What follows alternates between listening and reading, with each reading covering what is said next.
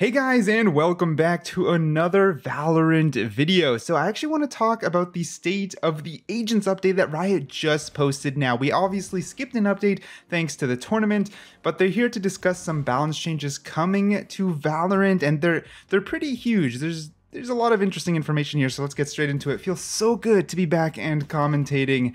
So yeah, without further ado, let's get straight into it. So it starts by them saying, hey all, it's May, June, when is it coming out? What is time anymore? Well, it's time for another state of the Agents, and we're going to start with the Viper experiment. So let's get straight into it. Per the last state of the Agents, Viper's recent balance was a test of a new approach where we go all in with agents that are struggling. Now that the newest version of Viper has been out for a while, we've had enough time to evaluate whether this first attempt worked. We're noticing that Viper's niche is more distinctly carved out across all skill bands. Now that we're seeing her play rate increase, we'll monitor to see if she's still too oppressive post-nerf, as both sides are playing against her utility. Y'all should be able to appreciate and succeed within the unique play space that each agent occupies, and this approach for Viper is a nudge in that direction.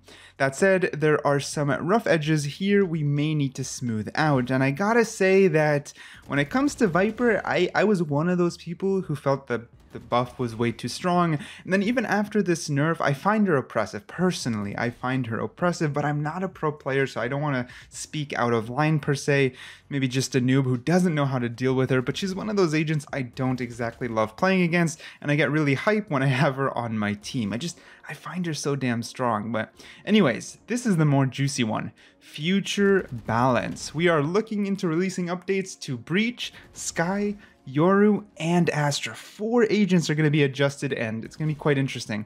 The first one is Breach and Skye. This is a huge topic, especially Breach. Especially Breach. This is a huge one.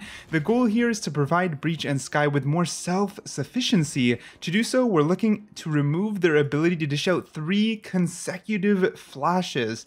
For Breach, we are looking to balance power across his kit instead of it all sitting on his flash. This right here, this little category, that's a big one. That's especially the way they word it. So let's talk about that for just a second. So here when they say remove their ability to dish out 3 consecutive flashes, it kind of means that either they will actually limit it, where each Skye and Breach only have 2 flashes, or maybe there's some sort of timer in between them. So let's say you shoot out a flash, there's maybe a 5-second timer before you can shoot out the next flash to prevent those extreme flash spams just to get someone onto site or push super hard, leaving the enemies oppressed. I'm not sure exactly what they're going to do here, but either there'll be a timer or they're actually just going to make them both have 2 flashes.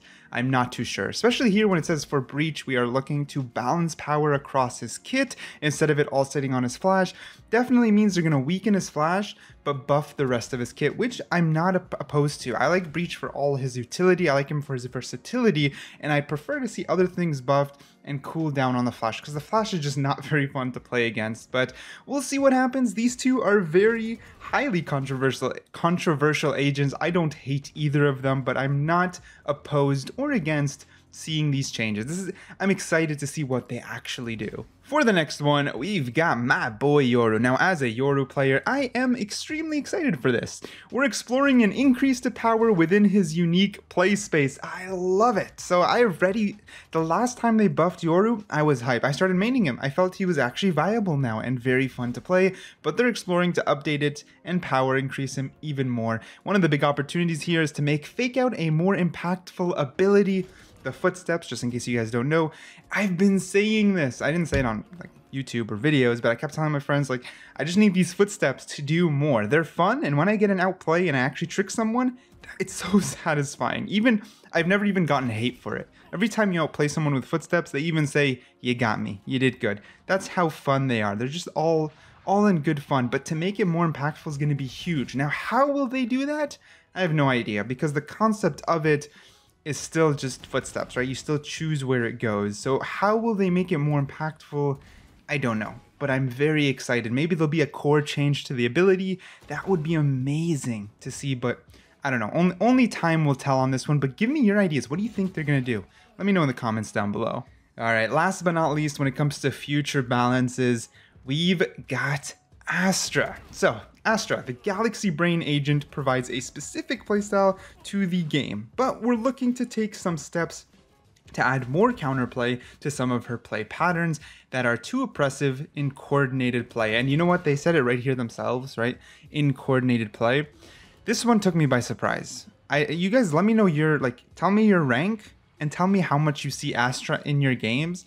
As someone who's still currently playing unranked, so I play unrated, I play some of the games for fun, I don't see Astra for the life of me, like at all. I've barely seen that agent to the point I thought she was weak, but I just guessed that in lower ranks or maybe unrated, without the coordination, she's way more useless, right? She's self-sufficient. Sorry, she lacks self-sufficiency and needs her teammates. So I assume that they're gonna nerf her because of the pro plays that they've been seeing, which in that case, yes, we've seen a lot of Astra. We've seen a lot of them coordinate really well, making, very oppressive situations. The people are getting on site so fast, and that's mainly not exactly thanks to Astra, but it's just like this really, really interesting meta. And I don't know what they're gonna do exactly when it comes to nerfing Astra, to be honest.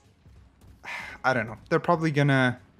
Yeah, I'm not even getting into it because I actually have no idea, to be honest. But let me know what you guys think in the comments down below. We're gonna talk about a new agent. So the new agent is probably the most hyped part about this page, and as you saw in the latest act, there was no new agent bundled with the launch of Breeze. To reiterate, this is because we are prioritizing quality over speed.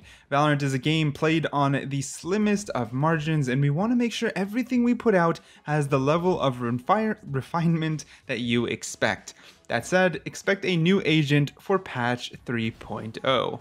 This time around, we are throwing in some abilities that should feel familiar to folks who've played traditional FPS games their whole lives, but with added elements that will make those recognizable abilities unique within our roster.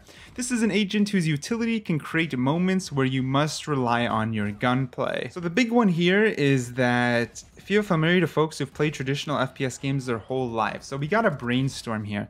Traditional FPS games. I actually have...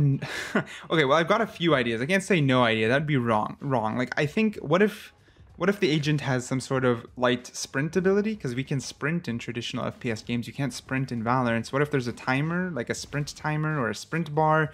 That'd be very weird, though. But, like, maybe that's possible. I mean, Valorant is kind of unique in that sense. They do throw things. I mean, we didn't think Killjoy would have a turret or turrets would be in the game, but they found a place. Maybe a sprint could have a place. But really what I think is grenades.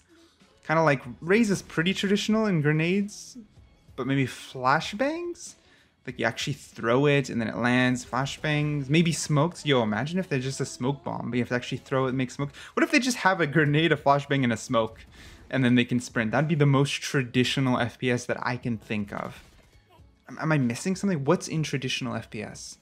That's about it, right? I mean, a sprint, flashbang, a smoke, a throwable grenade. I don't know, are they going to throw a tomahawk? All I'm thinking is like maybe Call of Duty. That's pretty traditional. I'm not too sure, actually. That's going to be interesting, but brainstorm. This one, seriously, brainstorm with me. What do you think they mean by feel familiar to traditional FPS games that people have played their whole lives? I think I've kind of got it in the bag, something around there, something like just a straight up soldier. You know, like Soldier 76 from Overwatch, that was their goal, to make a traditional FPS within the game. I feel it's just straight up like that. I'm almost certain it's gonna be something like that, right? I mean, what else could it be? It has to be something like that, but damn, I'm not sure. That's all I can think of. But that wraps up the page here for the State of Agents for May 2021. I hope you guys did enjoy the content. Feels so good to be back. Thank you for watching. Make sure to hit that like button, consider subscribing, join the Discord using the link down below, and I'll catch you guys in the next one.